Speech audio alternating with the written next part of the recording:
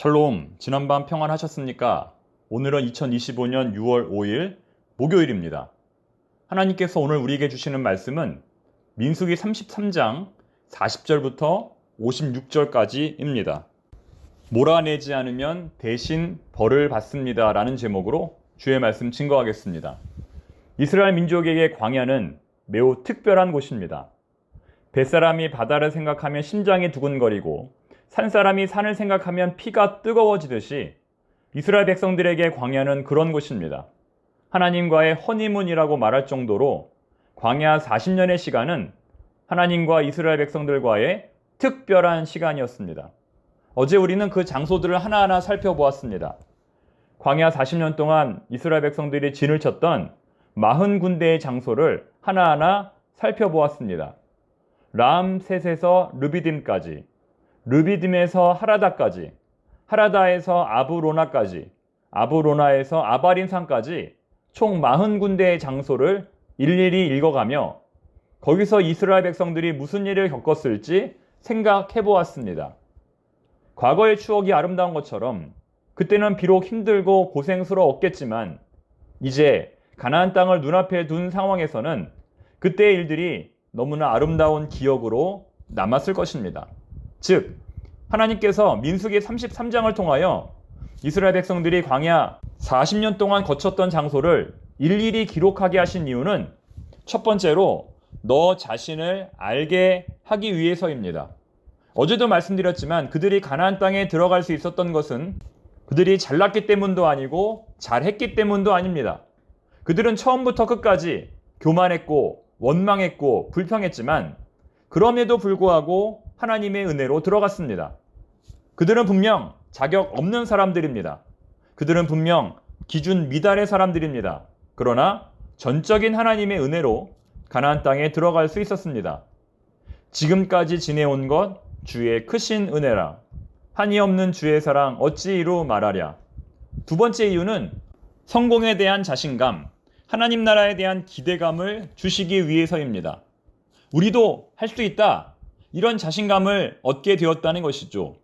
지금까지 그들은 40년의 광야 생활을 모두 감당했습니다. 비록 성적은 좋지 않았지만 하나님께서 계획하신 모든 과제를 다 수행했습니다. 그들은 지난 40년의 여정을 돌아보며 얼마나 마음이 뿌듯했을까요? 지금까지 함께 하신 하나님께서 앞으로도 인도하실 것이다. 그들은 지난 40년의 여정을 돌아보며 미래에 대한 기대감을 갖게 되었을 것입니다. 구름 기둥과 불 기둥으로, 만나와 메추라기로, 바위의 샘물로 배고픔과 목마름을 해결해 주시는 하나님을 직접 경험한 그들은 그 경험을 바탕으로 내일에 대한 확신을 가졌을 것입니다. 세 번째 이유는 심판에 대한 경고입니다. 하나님께 불순종하면 어떻게 되는가? 여러분, 하나님께 불순종하면 어떻게 됩니까? 심판을 받습니다. 이스라엘 백성들은 광야 생활을 하면서 하나님의 심판을 경험했습니다. 하나님께 불순종할 때마다 수많은 사람들이 죽었죠. 연병으로 죽고 적군의 공격으로 죽고 불뱀으로 죽고 여러 가지 심판을 받아 죽었습니다. 그래서 결과적으로 시므온 지파는 가장 숫자가 적은 지파가 되었고 반대로 므낫세 지파는 가장 숫자가 많은 지파가 되었습니다. 얼마나 많았으면 절반을 나누어서 므낫세의 반지파는 요단 동편에, 므낫세의 반지파는 요단 서편의 자리를 잡았겠습니까? 슬로브와 딸들의 믿음과 시므온 지파의 지도자 시므리의 불신앙이 이러한 결과에 직접적인 영향을 미친 것입니다. 또한 그들은 무언가를 성취하기 위해서는 반드시 인내와 믿음이 필요하다는 것을 몸소 깨달았을 것입니다. 특히 하나님의 약속의 땅이라고 해서 저절로 주어지는 것은 아님을 몸소 깨달았을 것입니다. 즉 우리가 하나님 나라에 들어가기 위해서는 반드시 믿음으로 그런 난관들을 모두 극복해야 한다는 겁니다.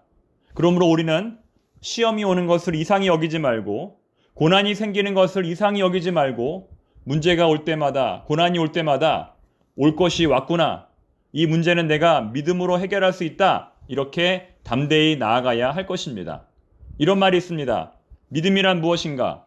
믿음은 도와주세요와 감사합니다를 오고 가는 것이다. 자, 믿음이 뭐라고요? 믿음은 도와주세요와 감사합니다를 오고 가는 것이다. 무슨 말입니까? 힘들고 어려운 문제를 만났을 때는 하나님께 도와주세요라고 기도해야 하고, 하나님께서 그 문제를 해결해 주셨을 때에는 하나님 감사합니다, 이 모든 것이 하나님의 은혜입니다 라고 고백하면 된다는 겁니다. 힘들고 어려운 문제를 만났을 때 하나님 대체 왜 이래요? 차라리 죽는 게 낫겠어요? 이러려고 여기까지 인도하셨나요? 이렇게 원망하지 말고 불평하지 말라는 겁니다. 기도하라는 겁니다. 그리고 문제가 해결되었을 때 내가 잘한 것처럼 교만하지 말고 하나님께 감사하라는 것입니다. 오늘의 본문 50절 이하의 말씀은 가나안 땅에 들어가는 이스라엘 백성들에게 주시는 하나님의 당부의 말씀입니다. 하나님은 총 3가지의 당부 말씀을 이스라엘 백성들에게 주십니다. 첫 번째 당부 말씀은 가나안 땅에 들어가면 반드시 그들의 우상들을 파괴하라는 겁니다. 하나도 남겨두지 말라는 겁니다.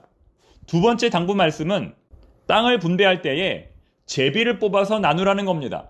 수가 많은 종족은 제비를 많이 뽑고 수가 적은 종족은 제비를 적게 뽑아라. 공평과 정의의 하나님께서 정하신 방법입니다.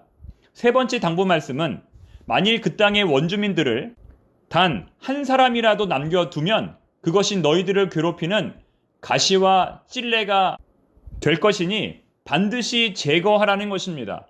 이것은 여호수아가 장차 이스라엘 백성들에게 남긴 유언의 말과 똑같습니다. 오늘의 본문 민수기 33장 56절 말씀과 여호수아 23장 13절 말씀을 꼭 비교해 보시기 바랍니다. 사실상 이스라엘 백성들의 가나안 점령은 하나님 입장에서 볼 때는 하나의 심판입니다.